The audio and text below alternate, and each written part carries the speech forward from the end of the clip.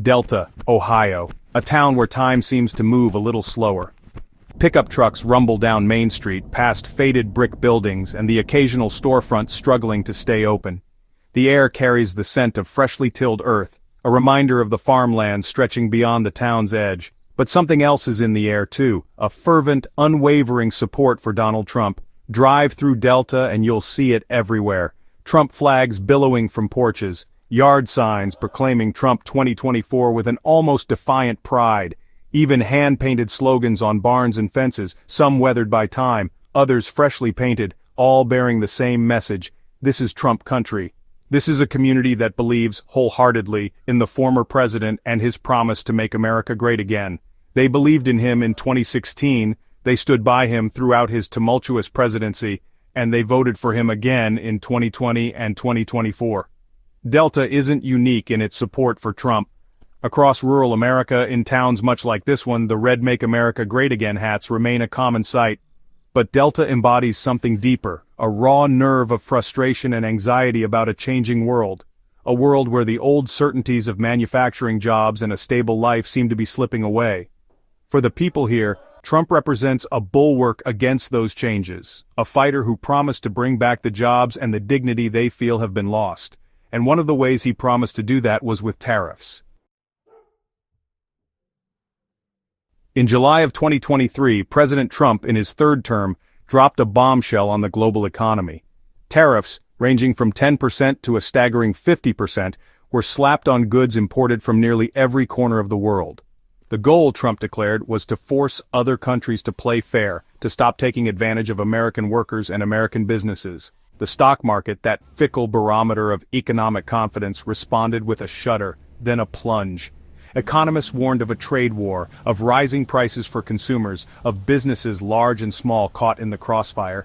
The news was filled with dire pronouncements, with experts debating the potential fallout. But in Delta, the reaction was more muted, more nuanced. This wasn't a town of day traders glued to their Bloomberg terminals. This was a town of farmers, factory workers, and small business owners, people who felt the sting of economic hardship in their bones, not just in their portfolios. They had seen jobs disappear, factories shuttered, and their way of life slowly eroded by forces they felt powerless to stop. To them, Trump's tariffs, while disruptive, were a sign that someone was finally fighting for them, finally willing to take on the rest of the world in the name of American jobs. Mary Miller, the owner of Delta's beloved candy shop, the Delta Candy Emporium, embodies this sentiment. A grandmotherly figure with a quick smile and a warm demeanor, Mary is a fixture in Delta, known for her homemade fudge and her unwavering support for Donald Trump.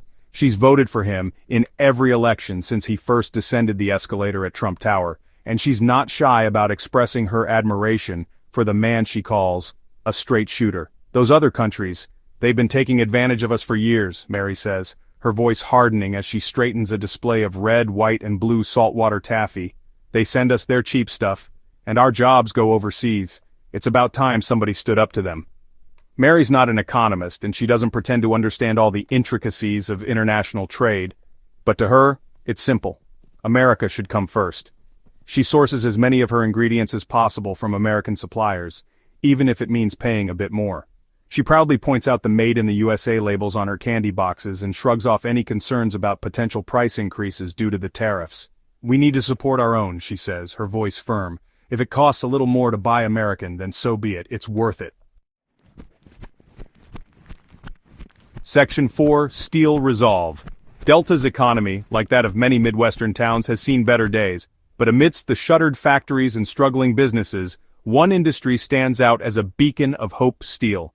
In the 1990s, North Star BlueScope, a steel manufacturing giant, opened a sprawling facility just outside of town, bringing with it jobs, investment, and a much-needed economic boost. The arrival of North Star BlueScope was a lifeline for Delta, a testament to the enduring power of American manufacturing.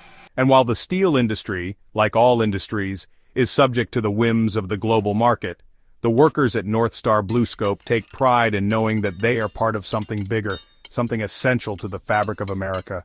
When Trump announced his tariffs, the steel industry was one of the first to feel the impact. The price of steel, both imported and domestic, shot up, raising concerns about the potential for job losses and factory closures. But at North Star BlueScope, the mood was cautiously optimistic. While the company, like many in the industry, has expressed concerns about the impact of tariffs on raw materials, particularly scrap metal, they have also largely supported Trump's trade policies. For the steelworkers of Delta, the tariffs represent a chance to level the playing field, to compete on a more even footing with foreign competitors who they believe have long benefited from unfair trade practices. Section 5. Hopes and Doubts. Not everyone in Delta is so sanguine about the tariffs. Down the street from Mary's Candy Shop, in a small, tidy home with a porch swing and flower boxes bursting with color, Louise and Rob Gilson express a more cautious view. Louise, a retired schoolteacher with a sharp wit and a healthy dose of skepticism, wrinkles her nose at the mention of Trump's trade war. "I don't know about all this," she says, shaking her head. "Seems like he's just stirring up trouble as usual." Rob, a retired factory worker who spent decades assembling car parts, nods in agreement. "All I know is, everything's more expensive these days," he says, his voice tinged with resignation. "Groceries, gas, you name it. Don't know how much longer we can keep up." The Gilsons are Democrats in a sea of Republicans, a distinct minority in Delta. They view Trump and his policies with suspicion, unconvinced that his brand of economic populism will truly benefit people like them. They worry about the impact of tariffs on their fixed income, about the potential for a recession, about the future of their grandchildren in a world that seems increasingly uncertain. "I just want things to be stable," Louise says, her voice soft. "Is that too much to ask?" Section 6. Rust Belt Blues. The economic anxieties that fuel the Gilsons' worries are not unique to them. Delta, for all its charm and its fierce loyalty to Trump, bears the scars of a changing economy.